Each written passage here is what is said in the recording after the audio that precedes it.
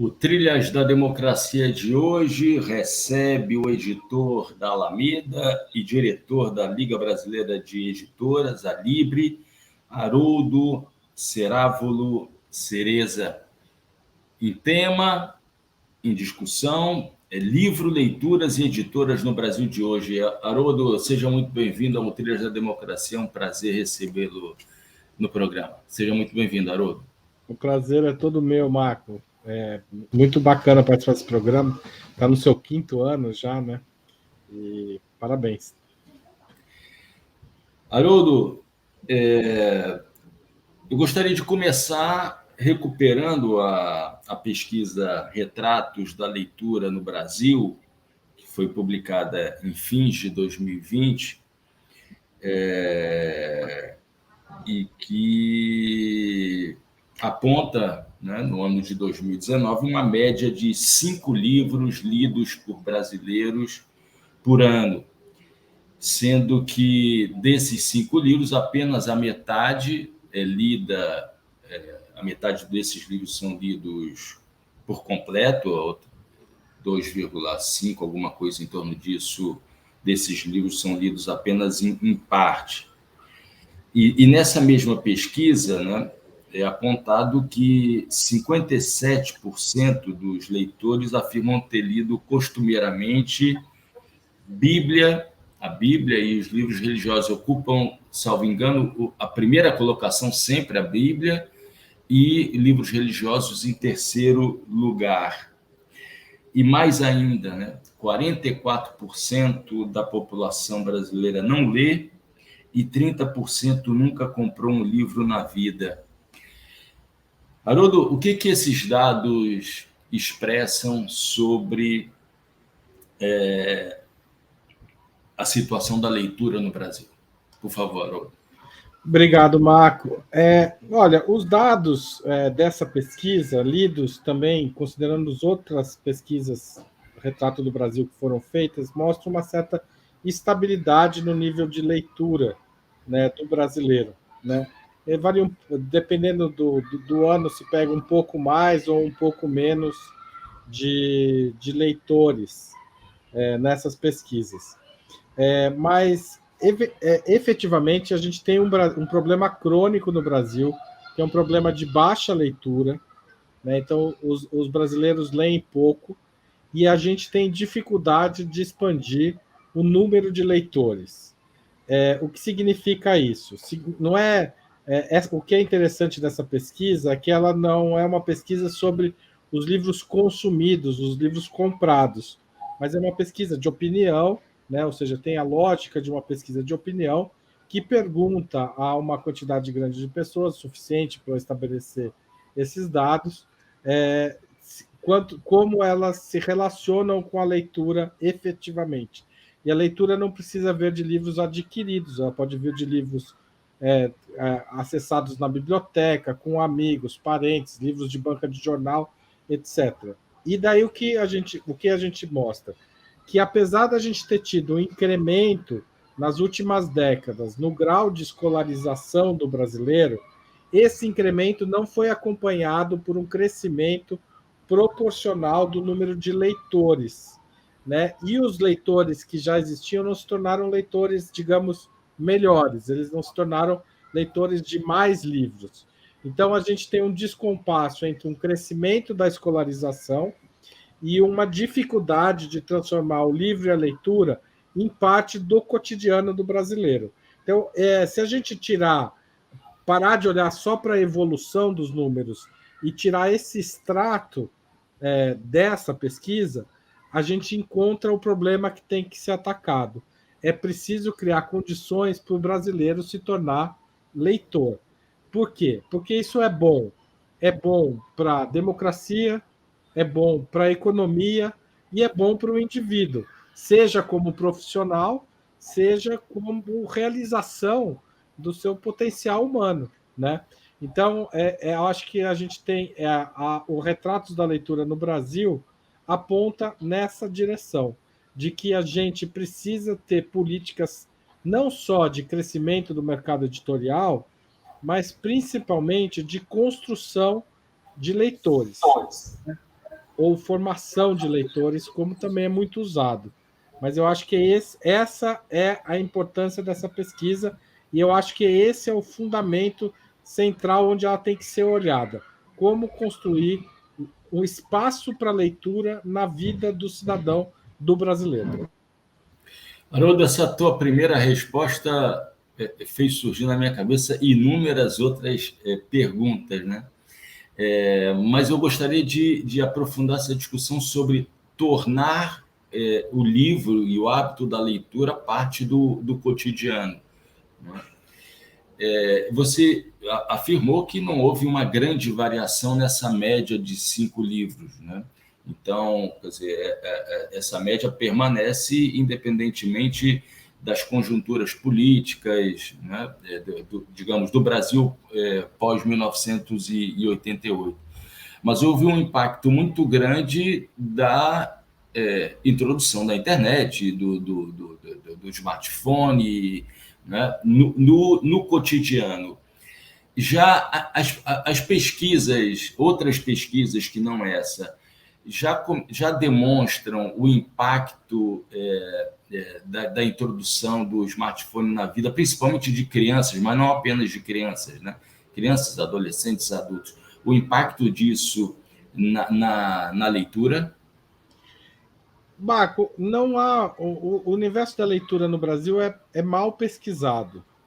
Eu acho que isso tem sido construído, mas pesquisas assim nacionais, com dados que a gente possa inferir em grande escala, são poucos. Então, eu tenho um pouco de receio de afirmar isso. Do ponto de vista das pesquisas que tratam do impacto, digamos, isolado, localizado digamos, da vida da internet, o que a gente percebe é que o tempo de lazer e o tempo de não trabalho, e mesmo o tempo de trabalho das pessoas, foi invadido pela internet, né? E o que significa isso?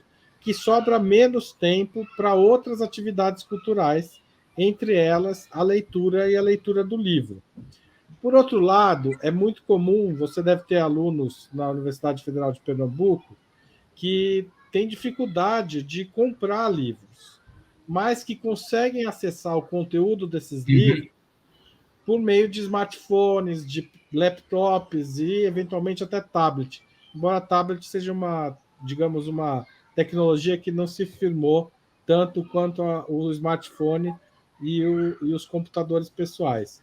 Então, como alguém que acompanha e até estuda, participa do debate sobre o livro e a leitura no Brasil, o que a gente percebe pelos relatos, por textos que estudam especificamente essas relações, é que você tem uma presença da leitura, de mensagens, de posts, de escritos na internet, e mesmo de livros na internet, muito forte, mas e de artigos acadêmicos, etc.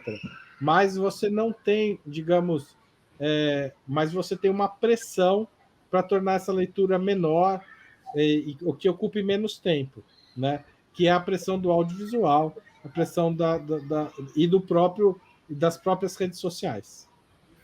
E não sei se você concorda, Haroldo, ainda existe um elemento a mais que causa muita preocupação, que é o encurtamento da disponibilidade das pessoas a acompanhar uma produção qualquer que seja num tempo maior. Eu estou falando o seguinte, a cultura do TikTok, né?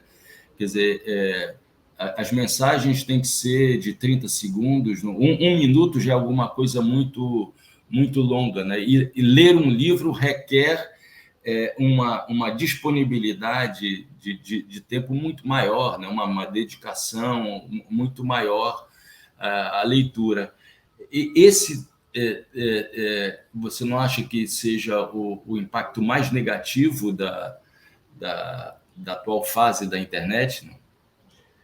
Eu acho que essa é uma questão muito relevante que precisa ser pensada, especialmente quando a gente está tratando da formação e da permanência do leitor, né? Porque a gente não quer que as pessoas leiam só enquanto estejam na escola, que, aliás, a Retrato de Leitura mostra isso, né? Que as pessoas, conforme saem do ensino médio, começa a decrescer o nível de leitura das pessoas, né? Quando, na verdade, o ideal seria quando elas atingem a plenitude, a capacidade de ler, e daí elas deviam desenvolver essa capacidade, deviam aumentar o grau de leitura, aumentar o número de livros lidos por ano, e isso reduz. Eu acho que a internet joga nesse sentido. Mas eu acho também, Marco, que o livro ele sempre demandou dois tempos, né? Você tem o tempo digamos, o tempo da existência dele, ou seja, você comprar o livro, levar para casa, receber no smartphone, e o tempo que você gasta para lê-lo.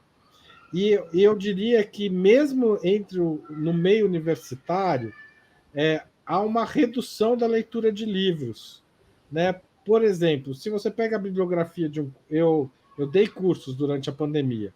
Durante a pandemia a gente dava aulas utilizando essencialmente artigos acadêmicos, né, publicados em geral em revistas abertas, porque era uma condição para facilitar o acesso, permitir que os alunos tivessem acesso a esses textos.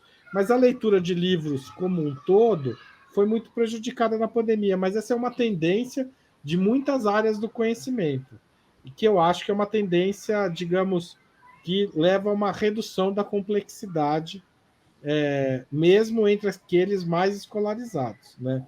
Então, nós vivemos a cultura do TikTok em muitos ambientes, não só no smartphone. Eu quero dizer que, mesmo na universidade, você tem uma redução da possibilidade de leitura de um livro, por exemplo. De um não, de vários.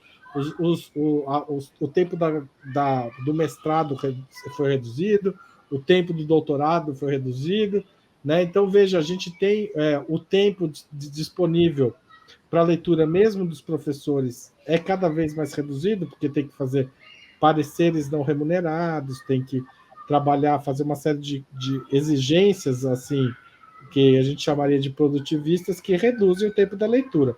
Isso independente de eu achar positivo ou negativo, é um fato que existe, com o qual eu, como editor e como pesquisador da área também, tenho que me preocupar.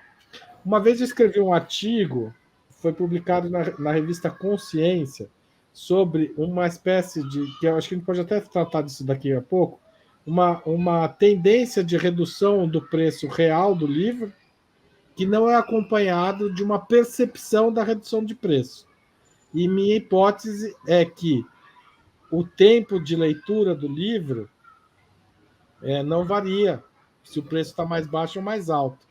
E na prática, o que é caro mesmo para o leitor de livros, mais do que adquirir um livro, é o tempo que ele vai gastar para a leitura. E esse tempo está cada vez mais caro, porque a jornada de trabalho não se reduz, porque as pessoas estão fazendo jornadas duplas, trabalhando no fim de semana. Os professores universitários, por exemplo, são mestres em escrever artigos nos períodos de lazer, entre aspas, né? Então, a gente vive um tempo de esmagamento do tempo, né? E a cultura do TikTok está no TikTok, mas também está em outros lugares. Haroldo, a gente costuma ser muito rigoroso com o tempo que a gente está vivendo, né? E sempre sendo saudosista, melancólico, dizendo, no meu tempo não era assim, né? Mas só que eu me recordei agora dos meus tempos de graduação, que também foram os teus tempos, né? Onde também não se comprava livro porque os professores colocavam os livros na Xerox, né?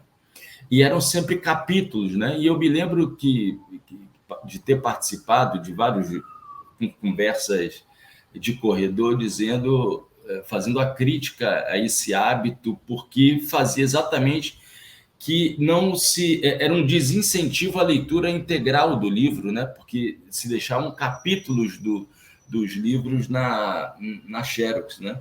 Então, na verdade, sempre houve obstáculos à leitura completa do livro. Inclusive, a gente está falando aqui do meio acadêmico universitário, né? Imagine nos outros espaços de acesso a livro, nas camadas mais populares, nas classes subalternas da sociedade. Não te parece isso? Não? Ah, você tem toda a razão, porque assim, não é um fenômeno que surge com a internet, né? Mas ele é um pouco potencializado por ela. E é potencializado também por exigências que não, talvez não precisassem ser assim, né? Por exemplo, dos institutos de fomento à pesquisa, que estimulam enormemente a produção de artigos, mas não estimulam a produção de livros, né? Então, veja que a gente vive um drama que não está mais localizado no consumo só do livro. Ele está localizado também na produção. Os livros que são feitos hoje, eles são muitas vezes reuniões de artigos, ou seja, a perspectiva de produzir um livro a forma de produzir o livro é diferente. Não, você Eu tem não toda quero ser saudável. a indução, quer dizer, os órgãos de fomento à pesquisa induzem a partir da valorização de artigos em revistas e não da publicação de livros na íntegra, né? Exato. Né? Então, veja, eu percebo que uma parte dos professores que tem diálogo, cujas áreas de pesquisa tem um diálogo mais explícito ou por vocação do próprio pesquisador com a sociedade, esses se preocupam muito com a produção de livros. Mas áreas que são mais, digamos, endógenas, que se autorreferenciam, se autolegitimam com mais forças e que rejeitam até a legitimação que vem de fora, elas tendem a produzir menos livros de qualidade, considerando as áreas que têm um diálogo mais aberto. Estou pensando em geral, não em pesquisadores em particular, né? As áreas têm diferentes relações com o livro à leitura. Mas voltando ao tema, eu não sou saudosista não, viu, Marco?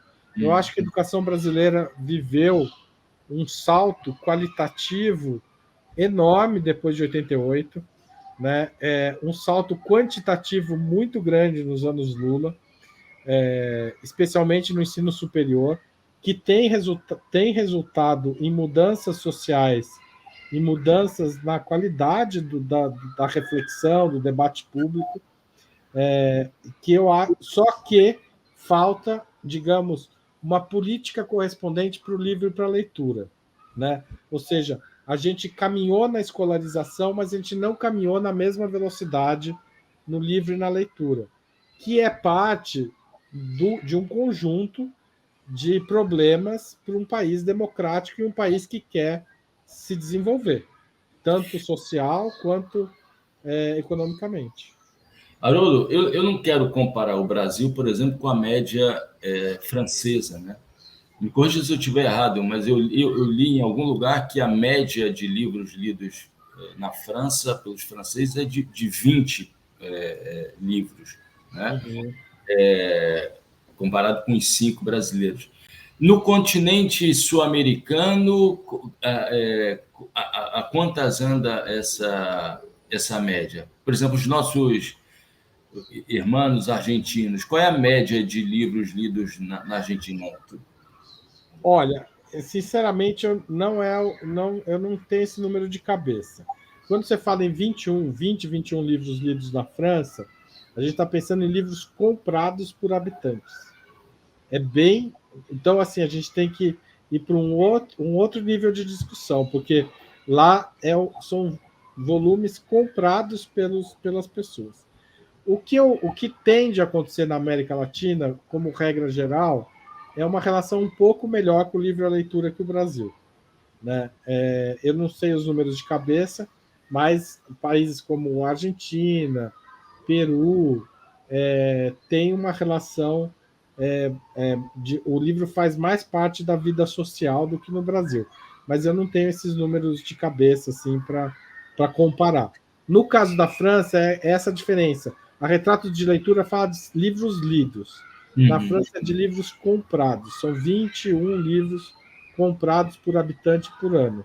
Então, isso significa que na França esse número de livros lidos pode ser maior, né? Pode ser maior, porque a França tem algo que não tem no Brasil.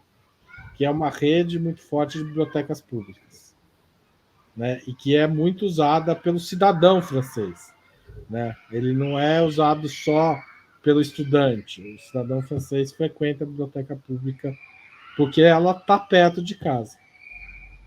Haroldo, dando um passo numa outra, quer dizer, na mesma direção, mas deslocando o olhar da leitura para os espaços de venda dos livros, né?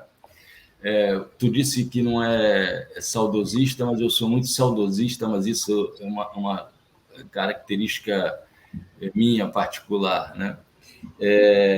Nos meus tempos de graduação, né, no Instituto de Filosofia e Ciências Sociais da UFRJ, no Largo de São Francisco, no centro do Rio de Janeiro, ou seja, numa região central do Rio de Janeiro, havia inúmeras livrarias ao redor do próprio Largo de São Francisco, né?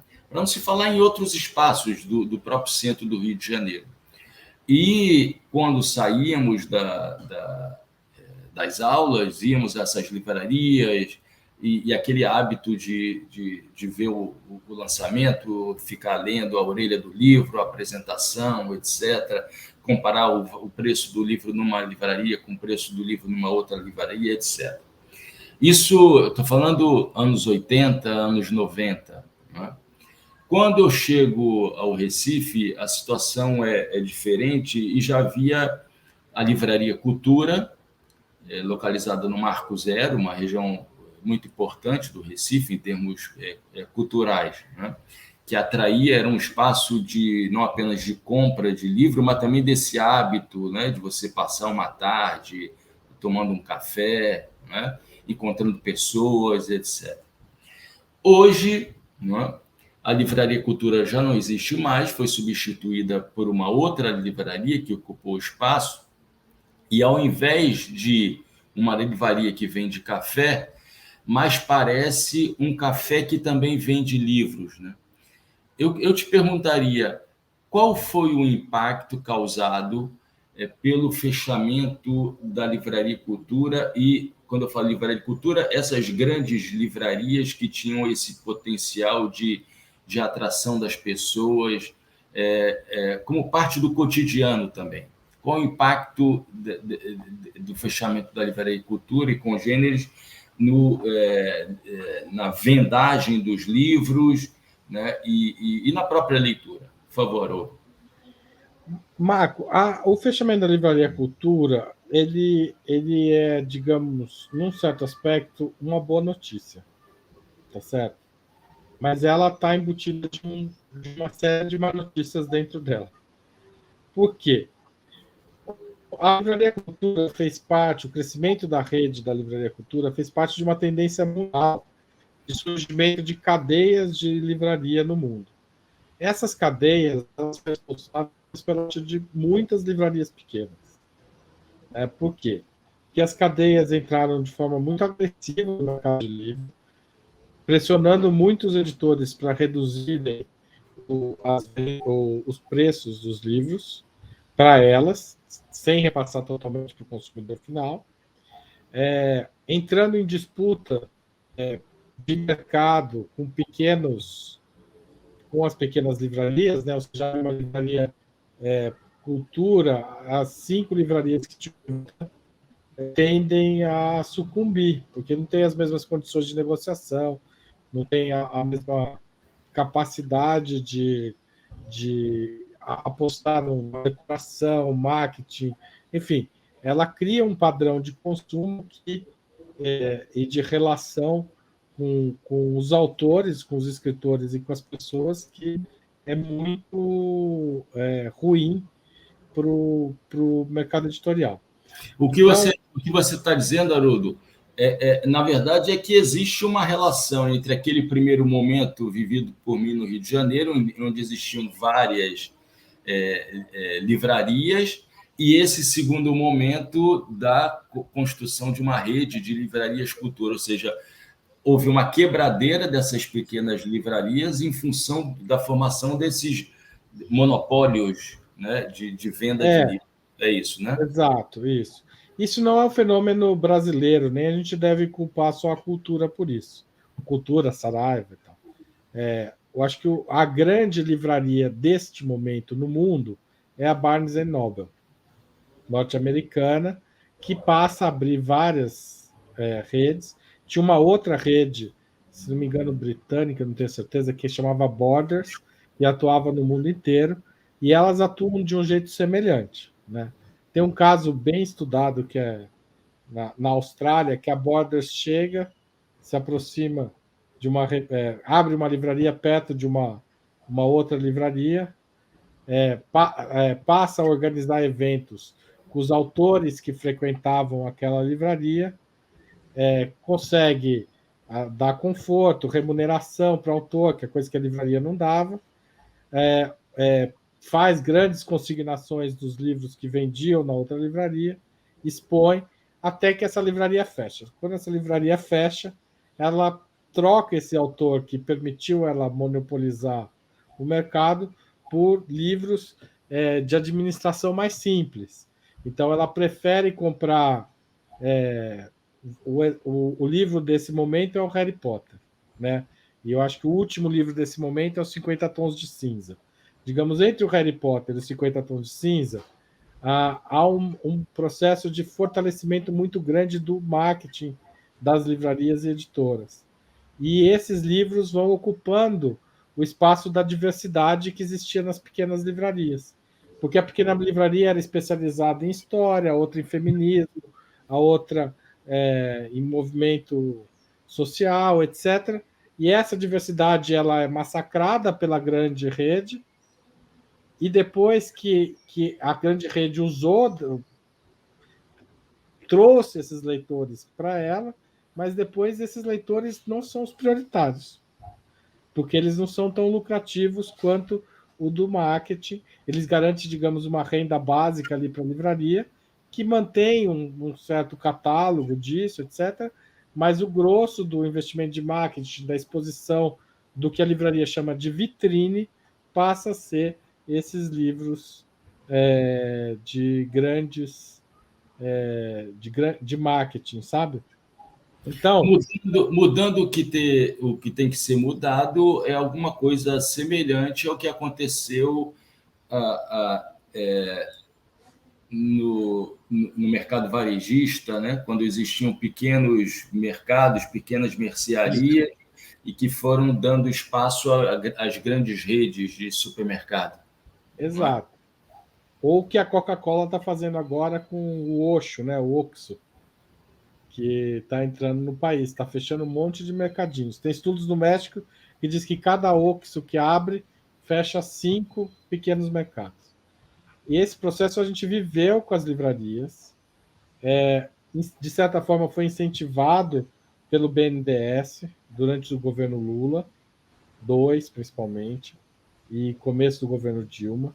Acho que foi uma política equivocada, já escrevi sobre isso, de apostar. A minha leitura é que é muito mais grave o que acontece no mercado de livrarias, porque o mercado de livrarias, na minha opinião, deve ser pensado pelo governo como um mercado de pequenos burgueses, de pequenos negociantes. É assim que ele pode gerar muito emprego, é assim que ele pode gerar renda em regiões que não têm livraria hoje, né, mas que não precisam.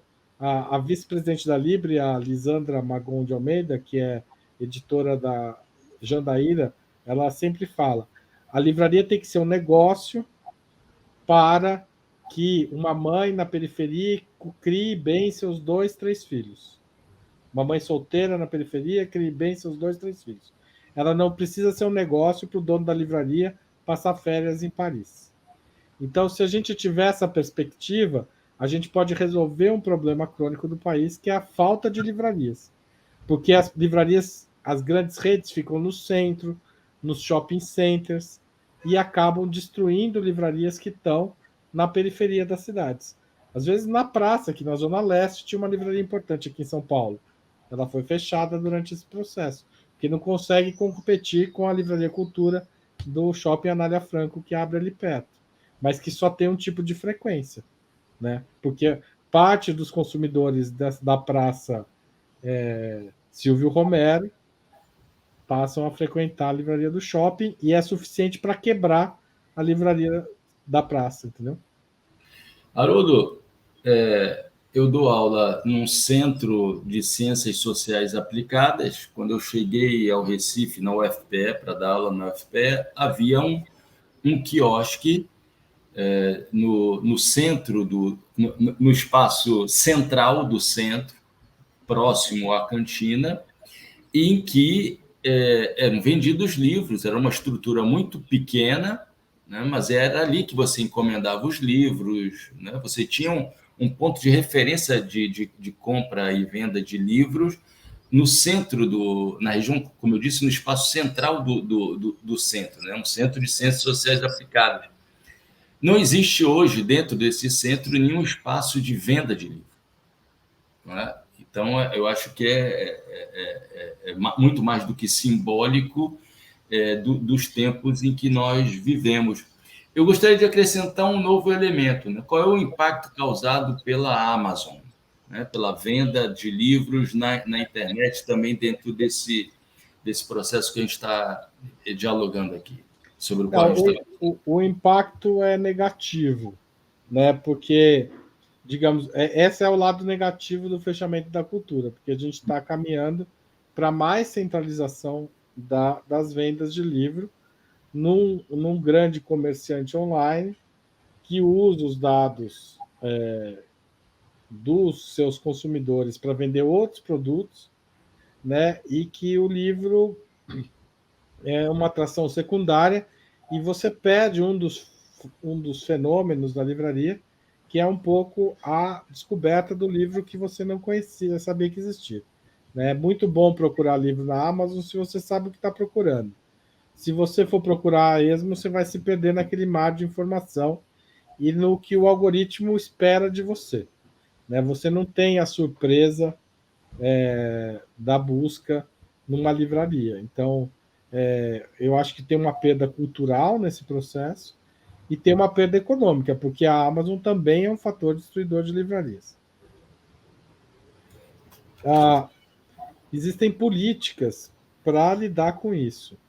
O Brasil pode adotar uma delas, que é a lei do preço comum, ou já foi chamada de lei do preço fixo. Eu não gosto do nome, porque não é um preço fixo, é um preço comum, né? Cada livro tem o seu preço, não é que todos os livros terão o mesmo preço, e é uma, digamos, uma regra de preço para um período de vida do livro, para que você, Marco, quando for procurar um livro, tenha, digamos, a certeza de que vai encontrar um preço semelhante na Amazon ou na livraria perto da sua casa. Você tendo essa certeza, sua tendência é comprar na livraria. Né? Se você tiver tempo para esperar, se você tiver uma relação com esse livreiro, etc. Então, existe um processo de construção de livrarias. Essa lei foi criada, o primeiro país a adotá-la como lei foi a França, em 1981, quando Mitterrand assume o poder. Essa lei é adotada em outros países da Europa, França, Espanha, Itália, Portugal, Alemanha. Alguns países não adotam, e o resultado disso, onde essa lei foi adotada, foi redução do preço do livro, o preço médio do livro, e ampliação da rede de livrarias físicas, ou pelo menos manutenção da rede, não perda de livrarias. Então, a Argentina tem uma lei assim, foi adotada no período das crises do começo dos anos 2000, foi muito importante para o mercado argentino.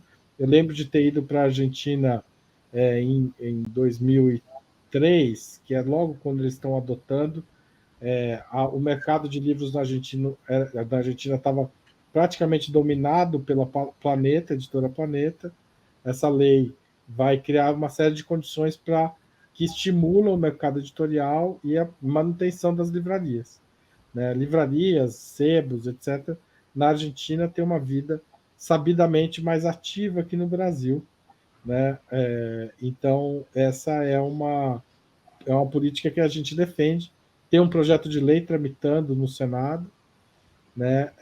A gente espera que em algum momento ele seja retomado e abraçado como uma política de Estado mesmo. Haroldo, eu gostaria de falar agora de uma outra pesquisa mais recente, que é sobre a produção e vendas do setor editorial brasileiro. E me chamaram a atenção dois gráficos que constam dessa pesquisa. O primeiro gráfico é de vendas ao mercado, em que existem duas linhas, uma primeira linha que é do PIB e uma segunda linha que é de vendas de livros ao mercado. E existe uma boca do jacaré, né, que vai se abrindo. O PIB brasileiro não sofre grandes alterações. No gráfico da pesquisa se inicia no ano de 2005 e vai até o ano de 2022. Não é?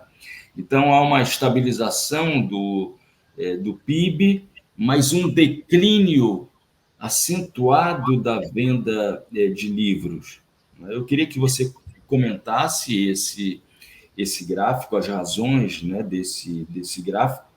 E há, na sequência, um outro gráfico, né, que é das vendas ao governo. E nesse segundo gráfico, que tem como referência 2 anos, o ano de 2021 e o ano de 2022. As vendas ao governo tem uma queda do ano de 2021 para o ano de 2022 da ordem de 42%. Eu queria que tu analisasse essas duas situações de venda do mercado, vendas ao mercado e vendas ao governo. Por favor. Não, a primeira coisa é que, contrariamente à percepção das pessoas, o preço unitário do livro tem caído bastante de 2005 para cá, né? Mesmo em 2022 ainda tem uma queda no preço real, o preço médio real de cada livro. Isso é uma sensação que o consumidor não tem. Como eu disse, eu acho que, na minha hipótese, está relacionada à dificuldade por excesso de trabalho, pela pressão das redes sociais, etc., de diminuir o tempo de leitura disponível para cada leitor.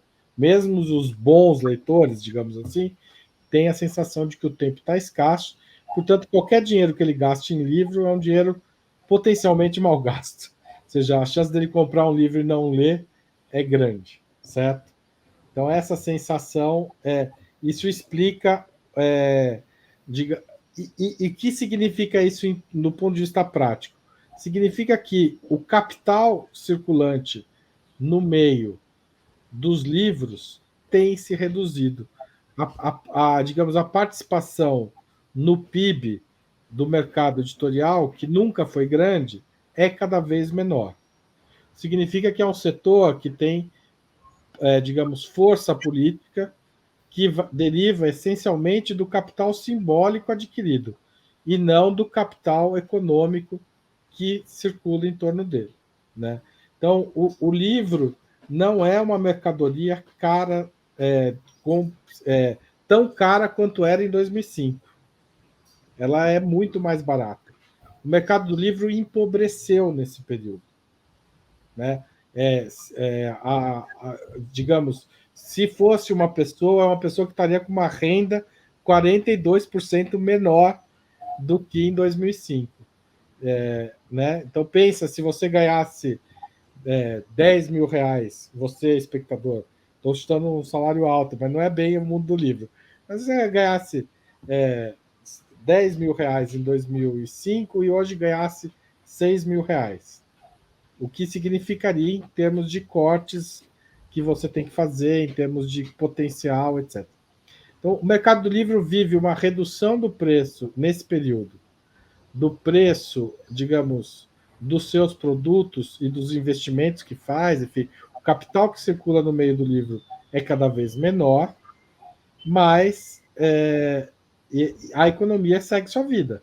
sem ter uma queda. Pelo contrário, tem um crescimento, né, nesse período da ordem de 30%. O PIB cresce cerca de 30% de 2005 a 2002. Então, você tem... como se, na verdade, a expectativa sua em 2005 é que em 2022, se você tivesse trabalhando no mesmo lugar, com o mesmo emprego, sem reajuste, em vez de 10, você ganhasse, e acompanhando o crescimento da empresa chamada Brasil, estou simplificando bem o raciocínio, Marco, mas é que você saísse de 10 para um salário de 13 mil. Teria uma folga aí de 3 mil reais a mais relativa ao crescimento desse lugar onde você vive. O Mercado Livre, na verdade, cai para 60%, ou seja, ele cai em termos reais para menos, né, da metade, para muito menos. Porque se seguisse a mesma comparação. Então, assim, o que eu quero dizer com isso? O Mercado Livre é um mercado pobre. Ele não é um mercado em si economicamente importante para o Brasil. Se a gente olhar para a economia do livro como um negócio e a gente só se interessar pelos números econômicos, a gente poderia chegar à conclusão que o Brasil não precisa de nenhuma editora, de nenhum escritor e de nenhum leitor. Mas, evidentemente, o mercado do livro está relacionado a todo o resto do país. Está relacionado ao crescimento econômico, está relacionado ao debate econômico, está relacionado à democracia, ao debate político. Então, esse é um mercado que precisa ser pensado pelo como uma ferramenta social, e não só com um mercado político econômico. Consequência prática também de um mercado que cai, que diminui, que enxuga, algum setor desse mercado vai sofrer. Então, o fechamento das livrarias, esse processo, primeiro de centralização, mas já com morte de livrarias, e depois morte das redes, está relacionado à tibieza econômica desse mercado. Então, a gente precisa pensar na economia do livro como um fator de sobrevivência deste objeto que é tão importante, deste objeto ou deste meio, se for digital, que é tão importante para a difusão do conhecimento, para a troca social, para a troca política. Né? Haroldo, vamos falar concretamente agora de quem tem uma responsabilidade fundamental. Tem um outro número que você pediu para comentar que eu não comentei ainda. Eu falei das vendas ao mercado e vendas ao governo, a redução. Isso, as vendas ao governo. As vendas ao governo, assim, historicamente, vem perdendo peso neste mercado. Por quê? Porque o governo, digamos, o governo sofisticou muito a forma de se relacionar com as empresas, consegue descontos, às vezes, um pouco até excessivos, para se a gente pensar na economia do livro, mas muito bom para as contas do governo, né? Podemos falar disso daqui a pouco nas políticas, né? E então, assim, o governo tem democratizado o processo de seleção, mas, assim, o governo Bolsonaro, em particular, é um governo errático. Então, a queda de 2021 para 2022, ela se explica essencialmente porque o governo Bolsonaro não conseguia terminar os processos de compra de livros que haviam sido iniciados no próprio, às vezes antes do governo Bolsonaro e às vezes durante o próprio governo Bolsonaro. Agora, em junho, começo de junho, o governo acertou a maior parte de uma grande compra que chama PNLD 2021, PNLD Literário 2021, ou seja, livros que deviam ter chegado às escolas no ano de 2021. Eles vão chegar em meados de 23, para o fim de 23, talvez sejam usados só em 24 nas escolas. São 3 anos de defasagem. O ano passado, em particular, o governo Bolsonaro foi muito pródigo em abrir programas de compra, mas foi muito ruim de fechar programas de compra. O que tu está dizendo, Haroldo, só para o governo Bolsonaro não foi apenas fascista ao substituir a apologia do livro pela apologia das armas, né? Ele foi incompetente nos próprios processos de compra e finalização de processos de compra, aquisição de livros, é isso? É. Eu não sei o que aconteceu exatamente lá dentro, porque, em linhas gerais, não houve grandes abalos, digamos, na política, mas as compras efetivamente foram atrasadas e represadas. Provavelmente no ano que vem, se a gente repetir essa conversa, a gente vai ver um incremento das compras em 2023, que não necessariamente significa que o governo Lula esticou a compra de livros, mas só que está concluindo processos que estavam abertos, deixados em abertos pelo governo Bolsonaro. Porque o PNLD literário de 2021, 2022 e 23, que já devia estar também sendo concluído, a entrega, imagino que a entrega, ou pelo menos a compra, ainda estão em abertos. Ainda estão em aberto. 2021 acabou agora começa a andar o 22 e o 23 e depois o 24. O governo Bolsonaro, ano passado, tinha 4 anos de compra de livros de um dos projetos, que é o PNLD literário, em aberto. PNLD 2021, PNLD 2022, PNLD 2023 e PNLD 2024. Então, são 4 anos que em aberto, operando, uma correria danada nas editoras para atender as demandas, de fornecer os livros, etc. e tal, de eles serem avaliados por equipes, etc. Mas a compra efetivamente está sendo realizada esse ano. Haroldo, uma penúltima pergunta, porque a última pergunta é sobre políticas públicas para o livro, né? Eu queria que tu falasse, na medida do possível, com brevidade, sobre a experiência da editora que você coordena, que você dirige, que você é o editor, né?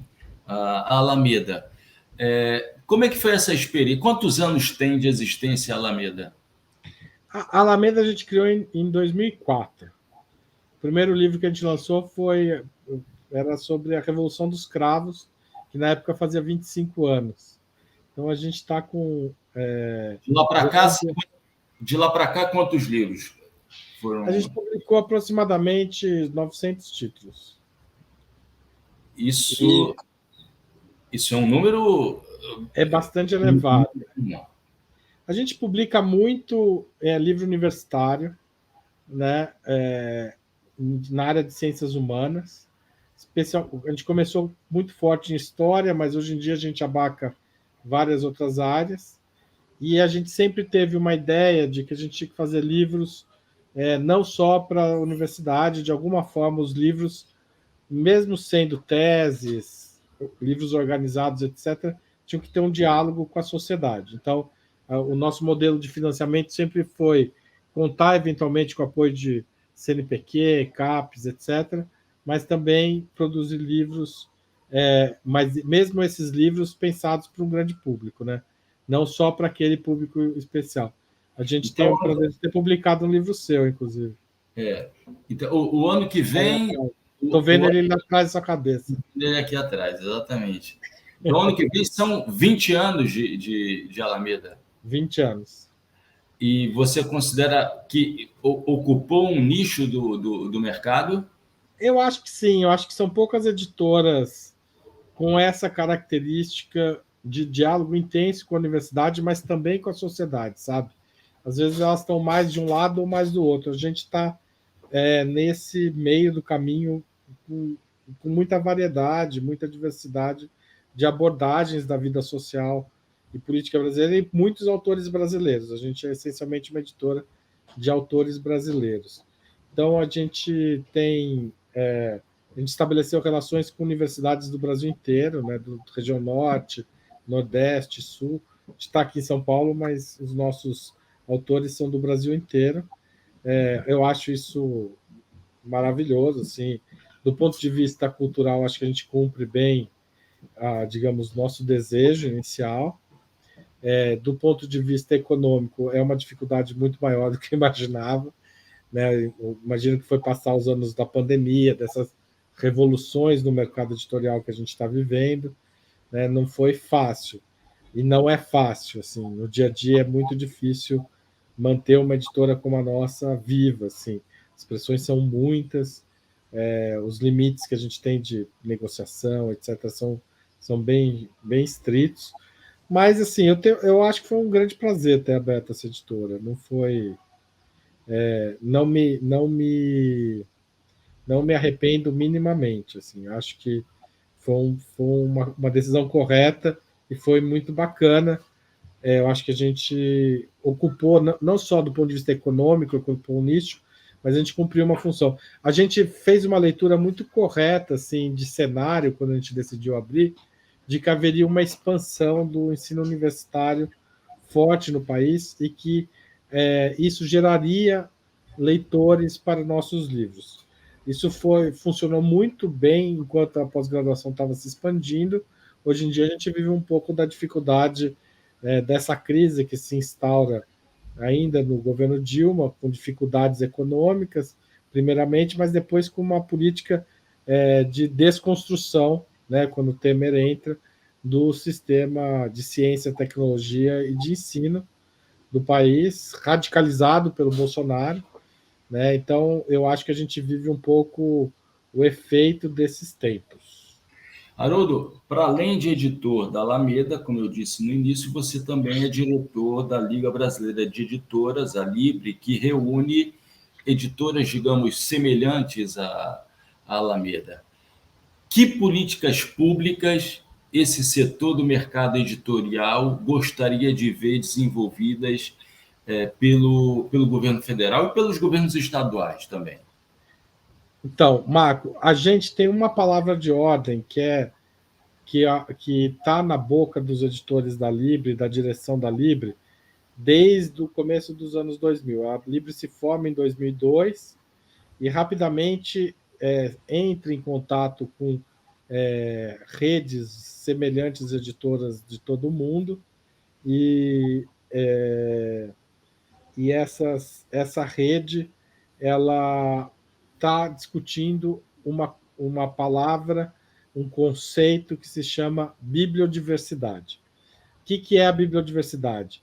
Ela tem um paralelo muito forte com a ideia de biodiversidade. Né? Ela nasce de uma expansão para o mercado do livro da ideia de biodiversidade e ela está ligada à ideia de que é preciso ter projetos editoriais distintos, autônomos, em equilíbrio numa sociedade para que a gente possa ter publicações que expressem as ideias democráticas, que expressem a diversidade social. Então, a ideia de bibliodiversidade, ela, digamos, é uma das derivações da biodiversidade e ela vai encontrar paralelos depois, né? A gente vai se encontrar com esse debate no debate da diversidade étnico-racial, da diversidade cultural, diversidade política, etc. E o que a gente propõe em termos práticos no quesito bibliodiversidade? Né? A gente propõe que o Estado e o país, né, os países, devem ter políticas que incentivem a bibliodiversidade como forma de estimular o mercado editorial, que, diferentemente do mercado de petróleo, por exemplo, é um mercado em que o monopólio faz muito mal e que o oligopólio faz muito mal. Por quê? Porque, como não é um setor essencial da vida econômica, e como ele é um setor que dialoga com os outros setores e que é importante que ele exista para que os outros setores se desenvolvam, esse é um mercado que funciona melhor se a gente pensar em pequenos proprietários, pequenos comerciantes, pequenos produtores, né? Então, a bibliodiversidade digamos, o conceito por trás das nossas políticas que a gente defende. E o que a gente defende na prática? Que o Estado tenha uma política de abertura de bibliotecas e que existam bibliotecas perto da casa das pessoas. Né? Então, o governo Lula 1 e 2 teve uma política muito acertada que se chamava uma biblioteca em cada município. Né? Essa política permitiu a abertura de milhares de bibliotecas pelo país e Normalmente acontece comigo isso. A câmera do Marco deu um chabu. Uma Como biblioteca. só para. Isso já aconteceu outras vezes, e eu sempre digo uma postura ético-política, eu mantenho o rosa aqui. Então vamos Então lá, tá Haroldo. bom. Tá certo, então vamos lá. Então, assim, precisa ter políticas de abertura e manutenção de bibliotecas públicas. Biblioteca pública é essencial para a formação de leitores, né? Quando eu era só jornalista, né, porque eu ainda sou jornalista profissional também, mas quando eu era só jornalista, eu lembro de uma vez estar entrevistando o Ferrez, do Capão Redondo, aqui em São Paulo, e ele falava: o livro não é caro para mim. O livro, para mim, custa uma passagem de ônibus até a biblioteca de Santo Amaro, né, que tem uma biblioteca pública grande da Prefeitura de São Paulo, em Santo Amaro. Ou ele me custa R$ 5 que eu levo para comprar num sebo, que também ficava ali perto de Santo Amaro. Mas esse era o custo dele. Veja, a biblioteca pública é o espaço que recebe as pessoas que precisam do livro público, né? A segunda política que a gente acha importante, que é importante garantir o acesso às livrarias, né? Então, é preciso, se você quer comprar um remédio, Marco, vai ter o governo se preocupa que tenha uma farmácia nos bairros, né? Como que ele faz para que condições ele cria, como ele negocia com as redes para não ter farmácia só no centro, etc. Padaria, o governo sabe quantas padarias tem em tal lugar. O governo brasileiro nunca se preocupou em ter uma livraria nas quebradas, na periferia, nas cidades pequenas, né? Então é preciso criar políticas para criar livrarias. E é preciso pensar em políticas de financiamento público que valorizem o pequeno e médio editor, que valorizem a pequena e a média livraria. Então, que políticas podem ser feitas nesse setor? Eu mencionei lá antes a lei do preço comum do livro, ou antiga lei do preço fixo, espero que mude de nome, que está em debate no Senado. Essa lei é uma lei para favorecer a abertura de livrarias pelo país, ou pelo menos para manter as livrarias que a gente tem, mesmo com o avanço da Amazon no país, né? Outra política que pode ser adotada: a lei, muitas vezes as compras de livros são feitas pelo Estado seguindo a lei de licitações, né? O que é uma lei extremamente burocrática para o tipo de produto que a gente faz. O livro é um produto bastante único, bastante diverso. Então, é preciso pensar em outras formas de financiamento.